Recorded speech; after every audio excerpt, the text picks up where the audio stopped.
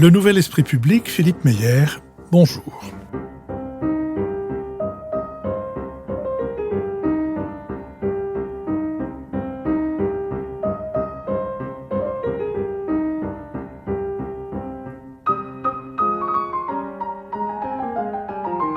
Bonjour, merci de nous rejoindre pour ce nouvel épisode de la série Si c'est pour la culture, on l'a déjà donné, épisode pour lequel je reçois, comme je l'ai la semaine dernière, reçu Thomas Patay, auteur d'une anthropologie des chanteurs de cabaret, c'est-à-dire d'un mémoire pour l'école du Louvre, dont nous n'attendions pas qu'elle s'intéressât au cabaret, mais louange à elle, puisqu'elle ne fait là que élargir le champ de sa curiosité.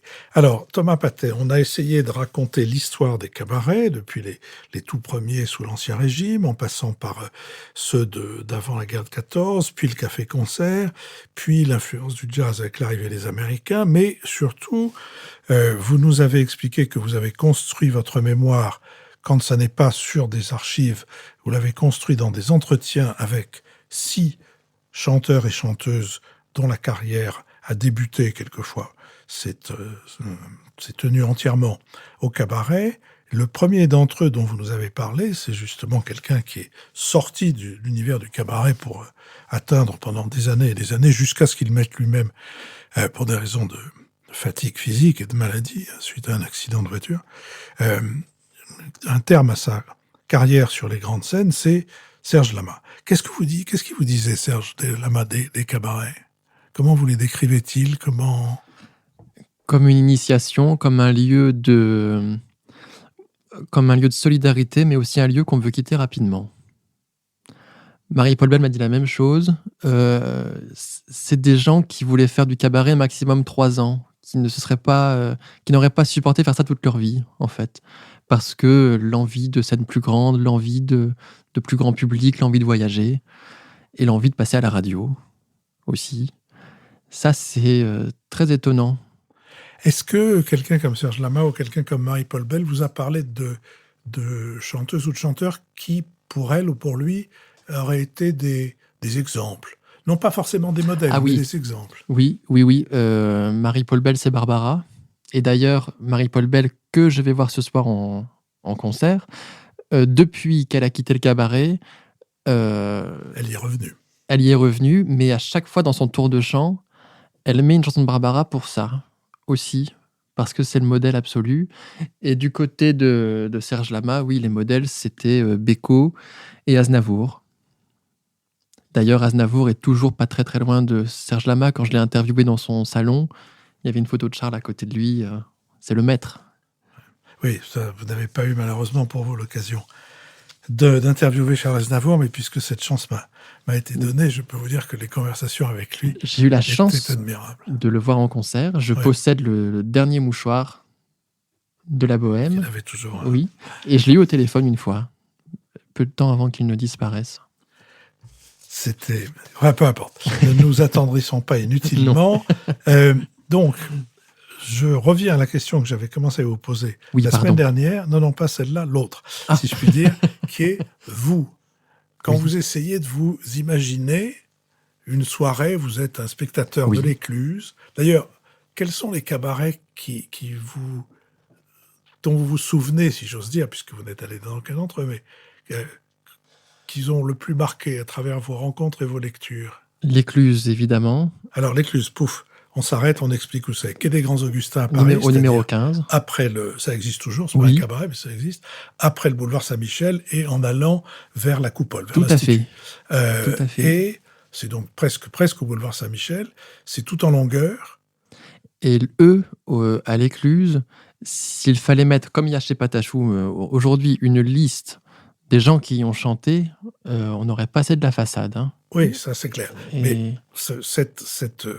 et en plus, c'est tout en longueur. Il y a 120 places ? 80 places. 80, une toute petite scène dans laquelle il y a un piano droit de côté. Et Serge Lama a cette phrase incroyable pour parler de l'Écluse. Il m'a dit « Si j'ouvrais trop grand les bras, je giflais ma pianiste ». Oui, voilà. Moi, j'avais interrogé Philippe Noiret, qui faisait avec Jean-Pierre Darras un numéro de parodie de Louis XIV et de son historiographe Racine. Et j'avais dit, mais comment vous faisiez? Il m'avait dit, oh Philippe, je ne pouvais pas me retourner. Effectivement, on imagine ça assez bien. Et alors donc, l'Écluse. Ça s'appelle l'Écluse parce que c'était un bar de marins, de mariniers. Il ne faut pas oublier que très longtemps, jusqu'aux années 60, les péniches étaient très nombreuses et qu'il y avait, y compris dans l'île Saint-Louis, il y avait un fameux restaurant de mariniers. Et ça ouvre à quelle heure? Ah, ça, c'est une bonne question. Ça ouvre tard, en fait. Parce que on n'y mange pas forcément. Souvent, on mange avant. Et si je me souviens bien, ça ouvre à 21h, en fait. Ouais, c'est sûr que c'est pas plus tard. Ou même 22h. Ouais. Peut-être 22h parce que la tête d'affiche, elle passe à minuit. Ouais. Minuit et demi. Il y a bien 2 heures de spectacle, donc ouais, c'est ça, 22h. Oui, c'est-à-dire, c'est un moment où le rapport des Parisiens, des touristes et des étrangers au spectacle est différent, très différent d'aujourd'hui. Déjà, il n'y a pas forcément la télé partout, dans les appartements, donc les gens sortaient beaucoup plus. Et moi, j'ai appris ça, parce que ça, vraiment, je ne l'aurais pas cru. C'est Marie-Paul Bell qui me l'a dit. Elle a chanté à l'échelle de Jacob, rue Jacob. Rue Jacob, donc chez Madame Suzy Lebrun. Et quand elle chantait là, il y avait des bus de Japonais qui venaient l'écouter. Donc, ça prouve bien que c'était aussi déjà... Certains cabarets étaient de vraies institutions. De vrais... Ça, vraiment, je l'ai appris. Je ne le savais pas. Alors, est-ce qu'on peut caractériser la salle de l'échelle de Jacob par rapport à celle de l'Écluse? Alors, il ne fallait pas des chanteurs à calvitie parce que c'était des chanteurs... Le chanteur était en bas et le public devait monter une sorte d'échelle et se trouver au premier étage sur une mezzanine et avait un regard plongeant sur l'artiste qui chantait en bas. C'est très étonnant. Et là aussi, c'est une centaine de places. Oui. À peu près. Oui. Et en faisant cette... j'ai essayé, mais c'est très compliqué. Je suis retourné sur les lieux en faisant mon enquête, là. Je suis retourné à la Contrescarpe, je suis retourné au Tabou, mais c'est très compliqué de se faire une idée. À part à l'Écluse, vraiment, on peut encore imaginer.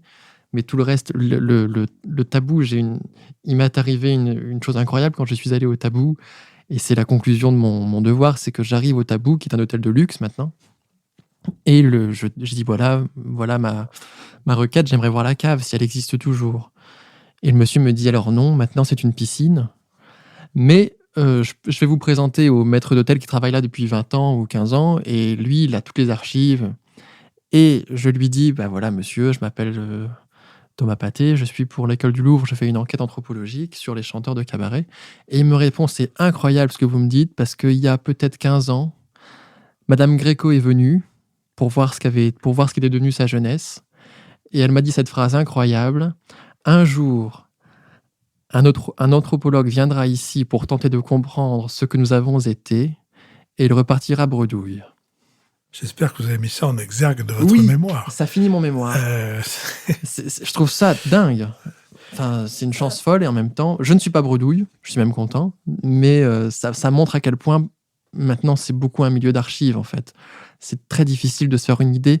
La rive gauche est devenue un quartier qui n'est plus du tout populaire, plus du tout. C'était vraiment un... Surtout, il est plus vivant, c'est ce qui est plutôt... En plus, c'est beaucoup des galeries d'art maintenant.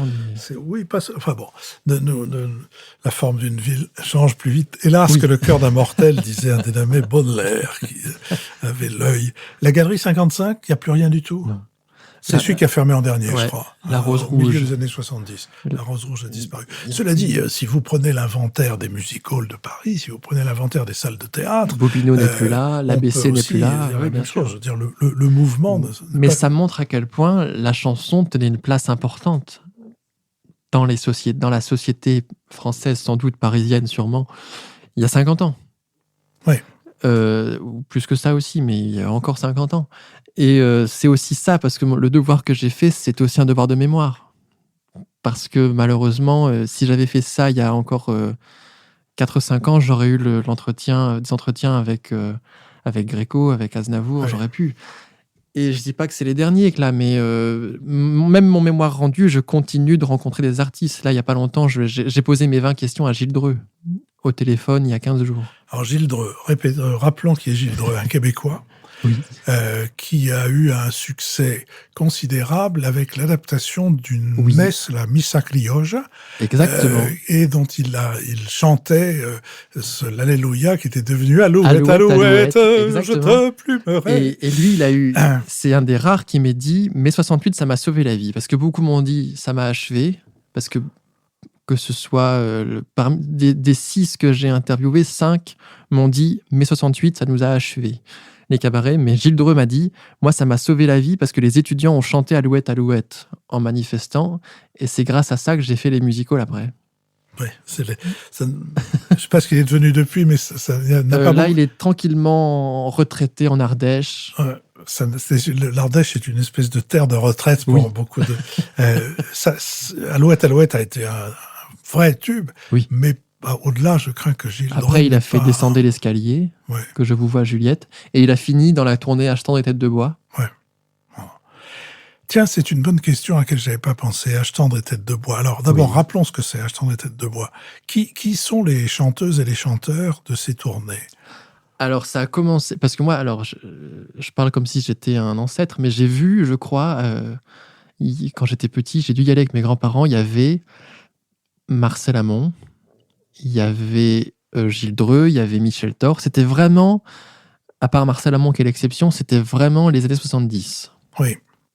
Et 60. Il y avait Sheila, il y avait... Et maintenant, je ne sais pas si ça existe toujours. Oui. Mais c'est très années 80 maintenant, j'ai l'impression. C'est ça. Puis ce sont des artistes qui avaient fait carrière à l'Olympia. Enfin, tout à fait. Ils n'avaient pas tous fait 3 semaines à l'Olympia, mais ils étaient tous passés sur des grandes scènes et ils avaient fait des tubes, ceux dont vous parlez, Sheila évidemment, et Michel Thor, etc.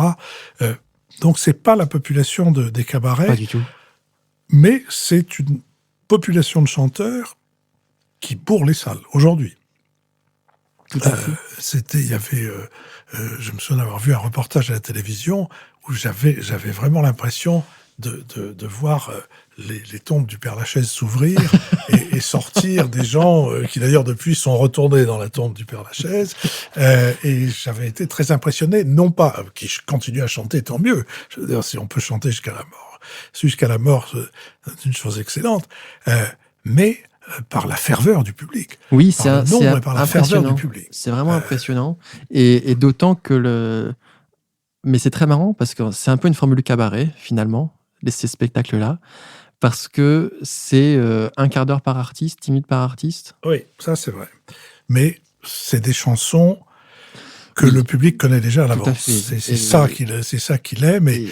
Et voilà, et le Prévert a fort bien écrit, c'est une chanson qui nous ressemble, mais il aurait pu écrire aussi, c'est une chanson qui nous rassemble. Et ça se voit de manière... Je ne sais pas si on en parlera, mais c'est ça une autre chose passionnante de ce devoir, puisque l'anthropologie, c'est la science et l'étude des relations humaines, j'ai toujours posé la question du lien avec le public. Et contrairement à ce qu'on disait là, à tendre, le public arrive, il est déjà conquis. Oui. Au cabaret, quand le public n'aime pas, il le fait comprendre tout de suite. Parce que justement, le public il vient pour écouter, il vient pour apprendre, il vient aussi, ça je l'ai appris aussi, pour s'instruire. Parce qu'il y a des poèmes. Hélène Martin chantait du Giono, hein. Oui. Quand même, c'est pas... Hélène Martin est un cas tout à fait extraordinaire. Elle est morte il n'y a pas très longtemps. Non, il y a 1 an ou 2. Il y a un coffret de disques des poètes qu'elle a mis en musique et de ses propres chansons. Oui. Et elle a eu, sur certains poèmes, un talent fou. Je pense à un poème de Pierre Segers qui s'appelle Zigane, qui est un chef-d'œuvre absolu. Moi, je pense à Durance de Giono. C'est très, très beau. Très beau. Mais bon.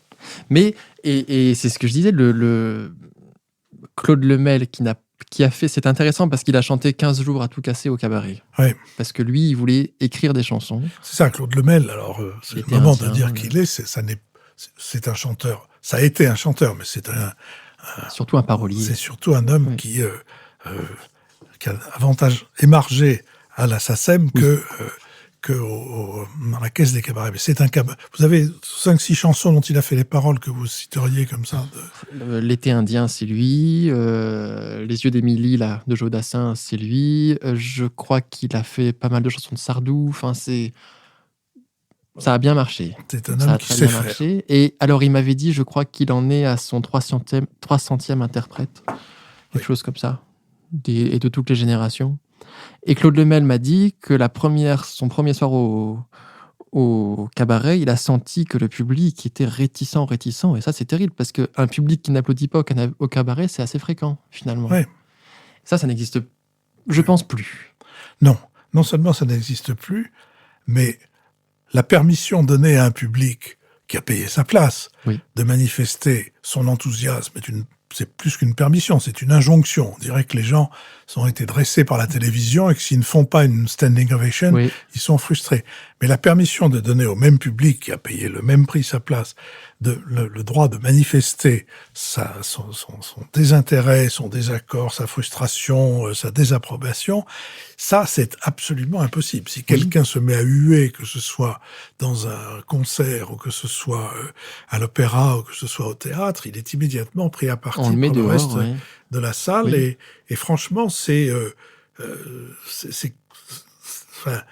il y a une tradition qui était celle de tous les théâtres, cabarets, opéras, etc., où le public, et d'ailleurs en Italie c'est toujours comme ça, en Espagne aussi, en Angleterre, manifeste son approbation ou sa désapprobation. Et je me souviens de la célèbre histoire de ce chanteur, ce ténor faiblard qui chantait Manon à Marseille et qui commence à être hué parce qu'en plus il y avait un public populaire très important et qui connaissait tout ça quasiment par cœur. Et à un moment donné, pendant que les hueurs reprennent leur respiration, il y a un titi marseillais qui dit « Oh, silence, laissez chanter le mime !» Ben voilà, c'est-à-dire ça comme ça. Là, vous êtes immédiatement remboursé de votre place. Revenons à Claude Lemel. Qu'est-ce qu'il vient faire à Paris? D'où sort-il et pourquoi va-t-il et où va-t-il au cabaret? Claude Lemel, il m'a dit, mot pour mot, je suis allé au cabaret parce que je cherchais des interprètes, en fait. Et ça, et parce qu'il voulait manger, parce qu'il avait faim. Il était plus jeune que moi à l'époque. Ça lui fait de lui un nourrisson. Et il a chanté 15 jours au Cheval d'Or. Donc c'était là-bas à la Contrescarpe. Et il a eu jusqu'en 68, ça a été un peu compliqué. Et après, il a très rapidement rencontré la route de Jodassin. Et là, ça a été... Mais lui, je l'ai interviewé aussi, grâce à Marie-Thérèse Aurin qui me l'a présenté, parce que il a écrit la chanson d'entrée de scène de Marie-Thérèse Aurin, Claude Lemel. Et Claude Lemel, je voulais le voir parce que lui, vraiment, ce qui m'intéressait, c'était aller au cabaret pour trouver des interprètes, parce que c'est vraiment un métier qui était pratiqué vraiment au cabaret, c'est vraiment le métier d'interprète. D'ailleurs, j'ai une très belle anecdote. Je passe un peu du coq à l'âne, mais Francesca Solville m'a raconté une anecdote magnifique sur l'interprétation.